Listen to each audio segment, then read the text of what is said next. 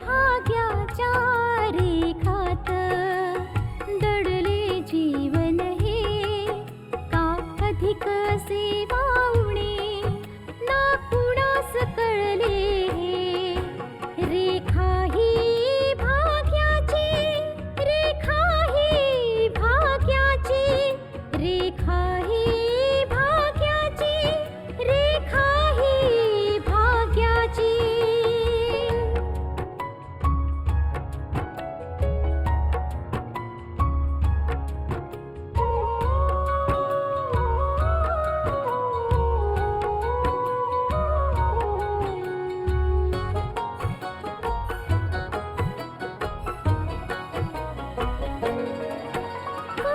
फुलाच चेहरासा दिसतोय परक्याचा. फुलाच चेहरासा दिसतोय परक्याचा. नसे सुटणार नाजूक गुंता दोष न चरख्याचा. फुले मी म्हटले जे होते पाहुणे ते, तरी आळवीत जाणे मी जीवन गाणे हे. रेखा ही भाग्याची, रेखा ही भाग्याची, रेखा ही भाग्याची, रेखा ही भाग्याची. आतापर्यंत आपण पाहिलं सोहनलालच्या घरी मीनाक्षी हे सांगते की पल्लवीला फोटोवरून मुलाकडच्यांनी पसंत केलेलं आहे आणि ते उद्याच पल्लवीला बघायला येणार आहेत. ती मुलाचा फोटोही घेऊन आलेली आहे. पल्लवी आणि आशा एकत्र जात असताना एका तरुणाच्या म्हणजेच अभिजितच्या गाडीचा धक्का लागण्यापासून वाचतात. अभिजित दोघींना समजावू पाहतो, पण पल्लवी मात्र त्याच्यावर भडकते. बलराज सुहासिनी समवेत नानांना भेटून त्यांची माफी मागतो आणि आशाच्या पाठवणीसाठी मुहूर्त काढायला सांगतो. विजय गार्डनमध्ये पल्लवीला भेटण्यासाठी पोहोचतो. तो आशाला पल्लवी समजून त्यांच्या जुन्या संबंधांबद्दल बोलायला जाणार एवढ्यात पल्लवी समोर येते. ती विजय आणि आशाला भेटून तिथून निघून जाते. आता पुढे. तो फोटो मम्मीने बघितलाय, मावशीने बघितलाय, तूही बघितलाय आणि म्हणून तू एवढी खुश दिसतेस. याचा अर्थ असा आहे की तो मुलगा चांगलाच असणार आणि जर तो चांगला नसता ना तर तो फोटो चुपचाप मला दिला असतास आणि म्हणाली असतीस घे बघून घे कसा आहे मुलगा. दीदी, तू वकील आहेस याचा अर्थ असा नाही की तू प्रत्येक गोष्टीचा केस काढत बसशील. मी तुला सांगते, हे बघ, मी तर फोटो बघून सगळ्यांना नकार दिला होता, पण नंतर मला असं वाटलं की तू स्वतःच नकार देशील. असं? मग तू इतकी खुश का दिसतेस? खुश तर मी तुला चिडवण्यासाठी दाखवत होते.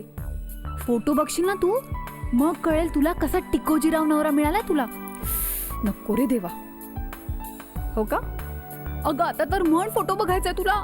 आई ग, मला वाटलं होतं की पार्टी बिर्टीच्या बदल्यात मी तुला फोटो दाखवेन म्हणून, पण इथे तर सगळा मामलाच उलटा आहे. काय वेड्यासारखं बडबडतेस तू? दीदी, तुला फोटो बघायचा आहे की नाही? असं करतो की तुझ्या मोबाईलवरून तो फोटो आशाच्या मोबाईलवर पाठव. माझी इच्छा आहे की त्या मुलाला आशाने पसंत करावं. बघा, आता हे काय नवीन? आशा पसंत करणार तुझ्यासाठी मुलगा? मी सांगते ना तेवढं कर प्लीज. ठीक आहे, बघ फोटो पाठवलाय मी, आणि जर फोटो पाहायचा असेल तर मला सांग, मी दाखवेन ना तुला. अच्छा, एक काम कर, तू इथेच बसून राहा. मी आता जरा जाऊन येते. हा, मी बघणार आहे फोटो. ठीक आहे, इथेच बस. हा, आलेच.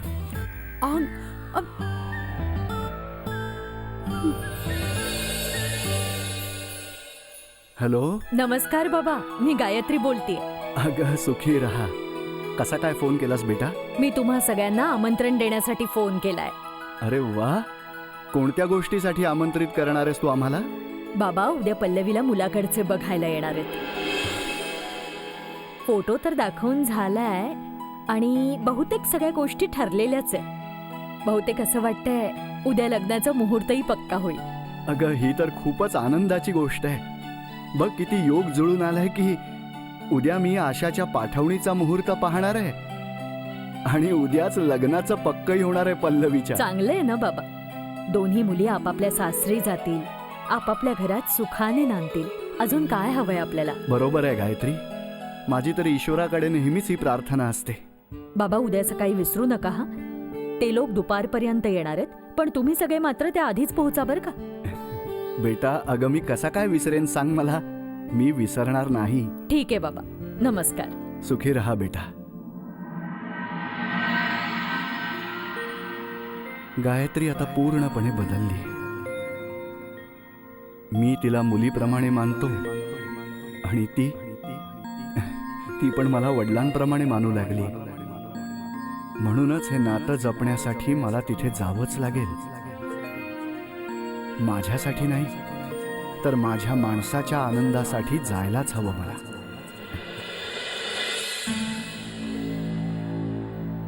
हा विजय कुठे गेलाय?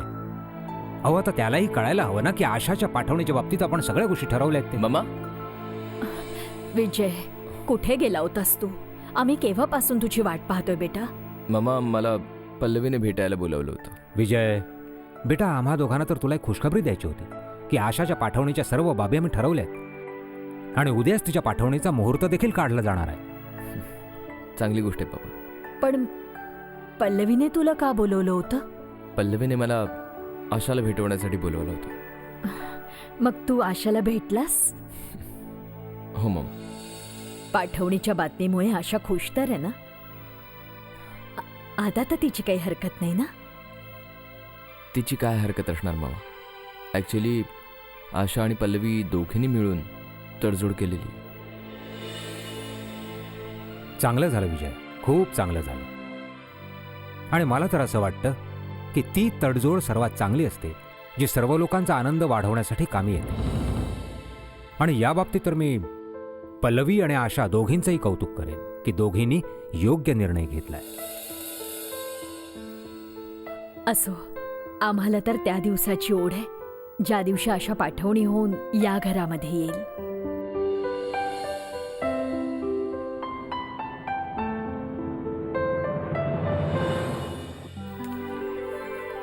हा फोटो कोणाचा आहे?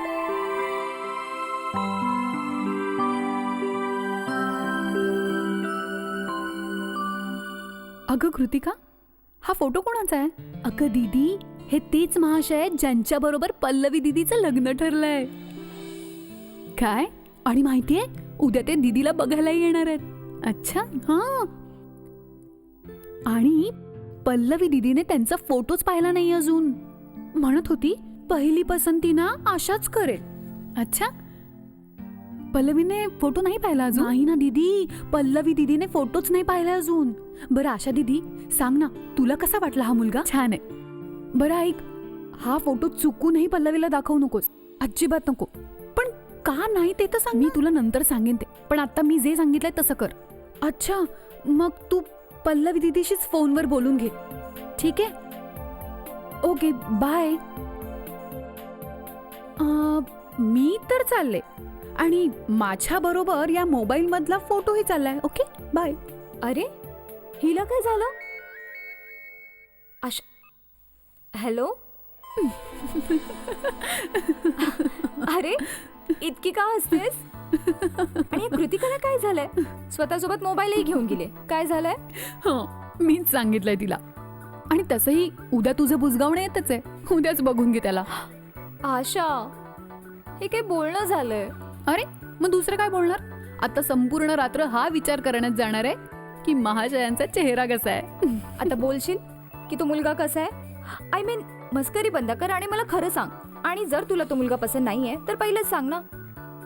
प्लीज बोल ना. अरे, तुझा होणारा नवरा मी नापसंत कसा करू? हा, जर तुला चालणार असेल तर तो दिसतो कसा ते सांगते. काय? मला त्याची हाईट 4.5 फुटापेक्षा जास्त नाही वाटत. हा, दिसायला लंबू दिसतो. अच्छा. आणि हा, डोळ्यावर थोडा भिंगाचा चष्मा आहे. ओ, पण मला वाटतं त्याचे डोळे थोडे चकणे आहेत. Oh really? पण सूट बूट घालून ना पैसेवाला वाटतोय. वय थोडंसं जास्त वाटतंय, पण त्याने काय फरक पडतो. अच्छा. आणि हा, रंगही ठीकठाकच आहे. अशा कलरला काळा तर म्हणू शकत नाही. आशा, प्लीज मस्करी बंद कर. तेच सांगतेय की मुलगा ठीक आहे, चांगला आहे. बोल ना कसा आहे तो. हा बाबा, एकदम नीटच सांगतेय, चांगला आहे. अरे बाबा, एका दिवसाचा प्रश्न आहे आणि उद्या महाशय तुझ्या समोर असतीलच. तू स्वतःच बघून घे. अजून काही वाईट गुण नाहीयेत का त्यांचे? आणि हा, वजनाचा अंदाज नाही लावू शकत, पण दिसताना असं वाटतं की 100-150 किलोचा तर असणार. आणि हा, प्लीज हे नीट बघून घे की चालताना लंगडत बिंगडत नाही ना. हो, तू फोन बंद कर, अदरवाईज मी तुला तिथे येऊन मारेन. अगं नाही, इथे येण्याची काय गरज आहे. आणि उद्या मुलगा तर येतोच आहे, घरीच बघून घे त्याला. बाय.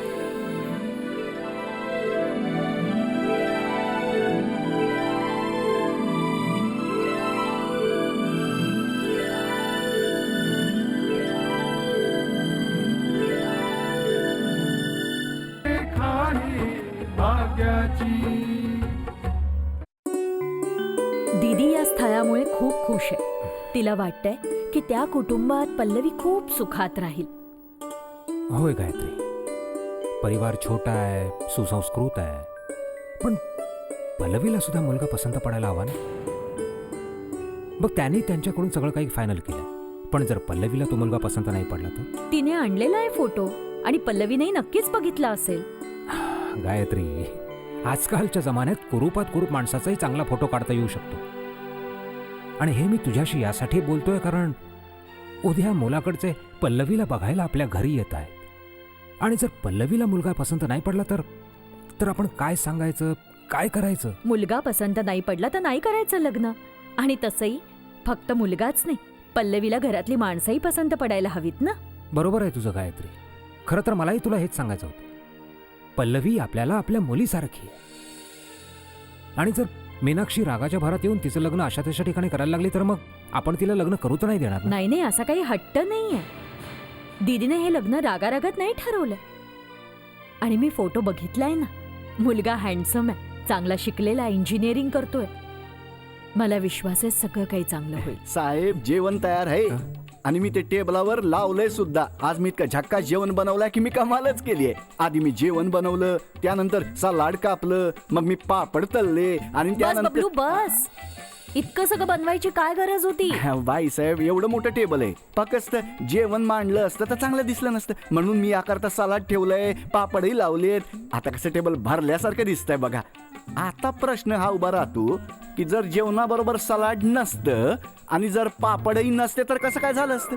आणि जर जेवण नसतं तर जेवण बनवणारा नसता. आणि जर जेवण बनवणारा नसता तर तू नसतास. आता तुम्हीच सहन करा याला.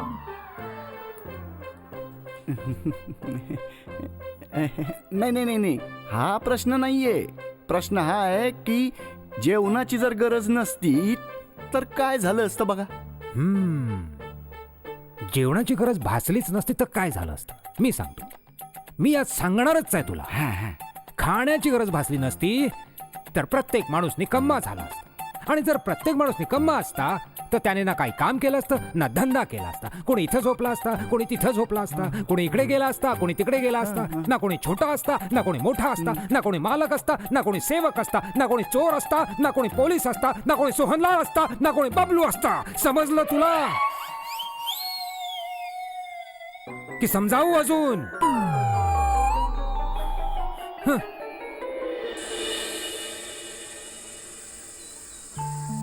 हो, काहीच प्रॉब्लेम नाही. अरे, आपण सॉरी कशाला म्हणताय? काही हरकत नाही. जर अभिजितला काम असेल तर काम संपवूनच येऊ देत ना. ठीक आहे, दुपारनंतर आम्ही वाट बघतो. नमस्कार. दीदी, दुपारनंतर येत आहेत ना ते लोक? हो, अभिजितला काहीतरी काम आलंय. तो काम आटपल्यावर येणार आहे. मीनाक्षी, हा, मान्य आहे की या लोकांना लग्नाची खूप घाई वगैरे आहे, पण मी विचार करत होतो की आपल्यालाही आपापसात बसून निर्णय घ्यायला हवा की आपल्याला लग्न किती लवकर करायचं आहे, कसं करायचं आहे. मला असं वाटतंय की ते लोक आपल्यालाच विचारणार असावेत की आपल्याला लग्न कुठल्या पद्धतीने करायचंय. लग्नाची तारीख पक्की होऊ दे, मग ठरवूया लग्न कसं करायचं ते. आणि तयारीही काय करायची आहे ते. मी फक्त इतकंच सांगू शकते की त्यांची काहीही मागणी नाहीये. मी अरे, तू कुठे चाललीस? आशाच्या घरी. पल्लवी, तुला मुलाकडचे पाहायला येणार आहेत. आणि तुला तयारही व्हायचंच आहे ना. हो, पण मला तयार तर शेवटी आशाच करणार आहे ना. आमचं जुनं वचन. ठीक आहे पल्लवी, दुपारच्या आत परत ये. ठीक आहे. हं. अरे हा गायत्री, आशाच्या पाठवणीचा मुहूर्त आजच काढणार आहे ना? कसा योगायोग आहे ना दीदी. तिथे आशाच्या पाठवणीचा मुहूर्त आणि इथे आपल्या पल्लवीचं लग्न. अच्छा, तर आता जाऊ मी. हो हो जा. आणि ऐक, आशा आणि बाबांना बरोबरच घेऊन ये. दुपारच्या आतच ये हा. असं नको व्हायला मुलाकडचं यायचंय आणि तुझी वाट बघत बसायचंय. ठीक आहे. बाय. बाय.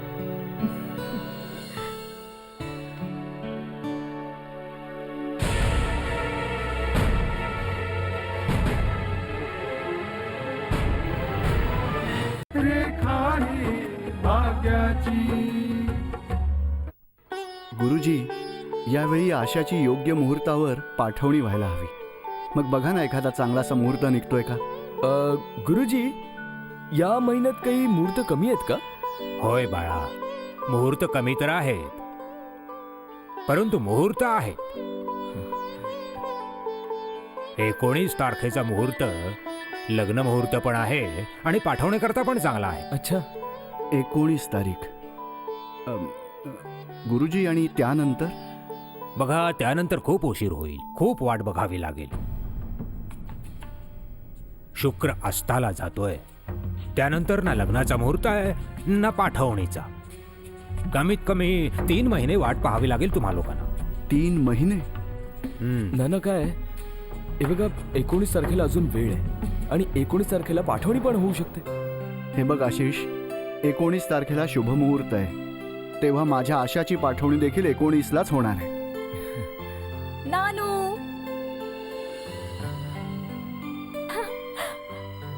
हाय नानू, कसे आहात तुम्ही? मी बरा आहे बेटा, तू कशी आहेस? मी पण बरी आहे. हाय आशिष दादा. हॅलो. अगं पल्लवी, तू इथे? तुला तर आज मुलाकडचे बघायला येणार होते ना, मग तू इथे काय करतेस? हो नानू, मम्मी आणि मावशी म्हणाल्या की मुलाकडच्या समोर मी नटून थटून तयार होऊन जायला हवं. बिलकुल. तर मग सांगा, मला सजवणार कोण? कोण? आशा. म्हणून तर इथे आले. कमाल आहे तुझी पल्लवी, तुला समजून घेणं खूपच कठीण आहे बघ. I know. अच्छा, आशा कुठे आहे? आशा आतमध्ये आहे, जा. ओके, मी भेटून येते तिला. ठीक आहे बेटा. नाना, जर आशाच पल्लवीला सजवणार होती तर पल्लवीने आशाला तिकडे बोलवायचं ना. अरे बाबा, हीच तर पल्लवीची इच्छा आहे, म्हणूनच आशाला तिथे न बोलावता ती स्वतःच इथे आली आहे. बरं गुरुजी, खूप खूप धन्यवाद. 19 तारखेचा मुहूर्त पक्का करून टाका. हो हो, ठीक. आशिष बेटा, गुरुजींना दक्षिणा देऊन जरा बाहेरपर्यंत सोडून ये. हो नाना. या ना गुरुजी. नमस्कार. या. चल.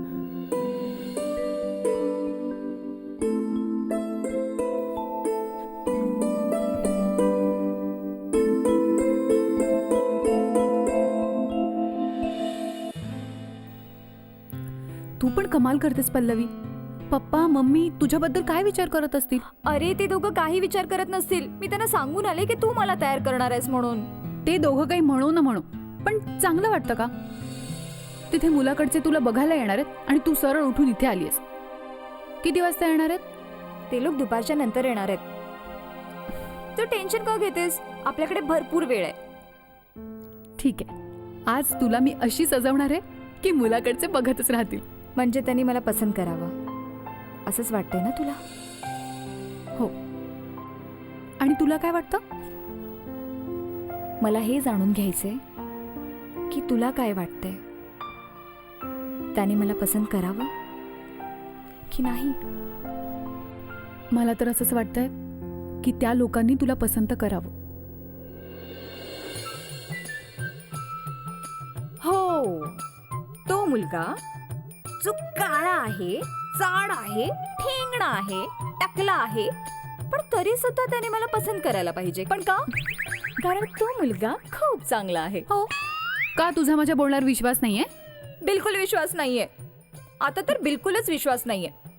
अगं, जर तू असं म्हणाली असतीस की आज तुला अशी तयार करणार आहे की तो मुलगा मला बघता क्षणी पळून जाईल, तरच माझा विश्वास बसला असता की जसा तू म्हणालीये ना तो मुलगा तसाच असावा. पण आता अजिबात विश्वास नाहीये. बोल ना, काय मामला आहे? तुला म्हणायचंय अजून तू त्याचा फोटोच पाहिला नाहीयेस? अरे बाबा, कसा बघणार मी? अशा काय माहित तू कृतिकाला काय सांगितलंयस? ती कुठे गेलीये आणि तिने फोटो कुठे ठेवलाय काहीच पत्ता नाही. पण तो फोटो तुझ्या मोबाईल मध्ये असेलच ना? दाखव ना मला. अगं दाखव. हो, पण मी तर तो फोटो डिलीट केला. पल्लवी, काय झालं ना, काल रात्री वारंवार त्याचा फोटो बघत होते आणि अपसेट होत होते. मग रागारागाने मी फोटोच डिलीट केला. अगं तू तर मला वेडं करून सोडणार आहे. जर तो मुलगा तसाच आहे जसं की तू म्हणालीयस की काळा चकणा टकला वॉट एव्हर, तर मग कृतिकाला का सांगितलंस फोटो लपवण्याकरिता? मी विचार केला फोटो पाहून कुठल्याही निर्णयापर्यंत कसं पोहोचायचं. समोर भेटून बघूया ना. कदाचित दिसायला वाईट असेल पण इंटेलिजंट असेल. कुणाच ठाऊक, त्याच्यातही काही खास गुण असतील. अच्छा, आशा तुझी तर मी आता थांब. अरे सॉरी बाबा, सॉरी. पुन्हा असं नाही करणार. हो, आता जर पुन्हा असं केलंस ना तर अगं नाही. रेखाही भाग्याची आता काय विचार करतोयस बबलू? जा, जाऊन काम कर. वय वय वय बाईसाहेब. बबलू, हं? बबलू इकडे वर. बोला साहेब. पाहुण्यांच्या स्वागताची सगळी तयारी झाली आहे ना? सर्व तयारी झाली. नाश्ता पण तयार केलेला आहे. आणि जर ते म्हणाले की जेवायचंय तर जेवण बी ठीक तयार आहे, आहे. ठीक आहे. हे बघ, काही कमी पडतं कामा नाही. नाही नाही. जा जा जा जा, काम वय, कर, वय. शाबास. उघडदार काहीतरी 2 वाजलेत, अजून ना पल्लवीचा पत्ता आहे ना मुलाकडचे कोणी आलेत. ते तर दीदीलाच माहिती असेल की ते लोक कधी येणार आहेत. मला तर म्हणाली होती की दुपार नंतर येतील आणि दुपार तर कधीच उलटून गेलीये. गायत्री, माझं आता त्यांच्याशी फोनवर बोलणं झालं. आता थोड्याच वेळात पोहोचणार आहेत. ही पल्लवी का नाही आली अजून? जरा फोन करून बघ तरी कुठपर्यंत पोहोचले ते लोक. हो, गायत्री, बाबांना फोन करून बघ. पल्लवी बाबा आणि आशा बरोबर येणार होते ना? ठीक आहे. फोन तरी करायला हवा होता कमीत कमी. तर मग सांग, कशी दिसतेय मी? आई ग, खरंच किती सुंदर दिसतेस तू. कोणाची नजर न लागो. अरे तू ठीक तर आहेस ना? इतका मेलोड्रामा. आणि तशी नजर तर लागणारच. मुलाकडचे येणार आहेत. अगं, त्यांची नजर इकडे तिकडे जाणारच नाही. त्यांनी एकदा बघितलं की बघतच राहतील.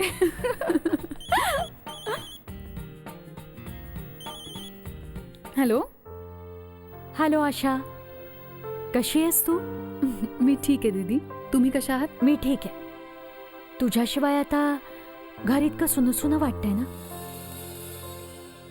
आम्ही सगळे तर आता याची वाट बघतोय की तुझं पाऊल या घरात कधी पडणार आहे. काय झालं आशा? कुठल्या विचारात पडलीयस? प्लीज आशा, आता कुठलाच विचार नको करूस.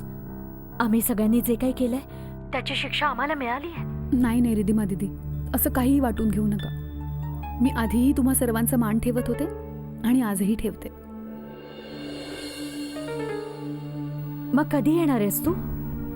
आशा खूप लवकरात लवकर तुमच्या घरी येईल. नानूंनी तर मुहूर्त सुद्धा काढलाय. लवकरच ते तुम्हाला फोन करून कळवतील. पल्लवी, कशी आहेस पल्लवी? मी मजेत आहे खूपच, एकदम फर्स्ट क्लास. आणि तुम्ही कशा आहात? पण ही जी माझी मैत्रीण आहे ना, कधी कधी खूप इमोशनल होत असते. हे घ्या, बोला तिच्याशीच आणि थोडं समजावा तिला. बोला दीदी. आशा, तू बोलली नाहीस की तुझ्यासोबत पल्लवी सुद्धा आहे? दीदी, मी तिला तयारच करत होते. आज तिला पाहायला मुलाकडचे येणार आहेत.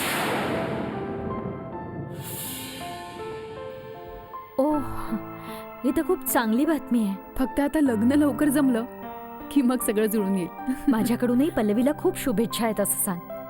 आम्ही तर असाच विचार करतो की तिचं जीवन मंगलमय व्हावं आणि ती जिथे असेल तिथे सुखी राहावी. हो दीदी. ठीक आहे, मी तुला संध्याकाळी फोन करते. बाय. बाय.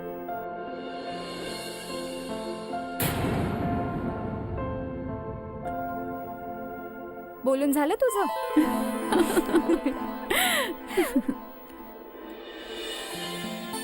आणि या आहेत वैशाली. हा, वैशाली. नमस्कार.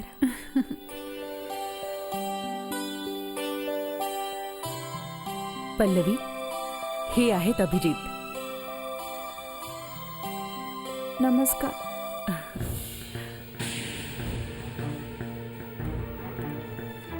पल्लवी चूक कुणाकडून होत नाही, पण याचा अर्थ असा होत नाही की आपल्या चुकीचा डंका वाजवत बसावं.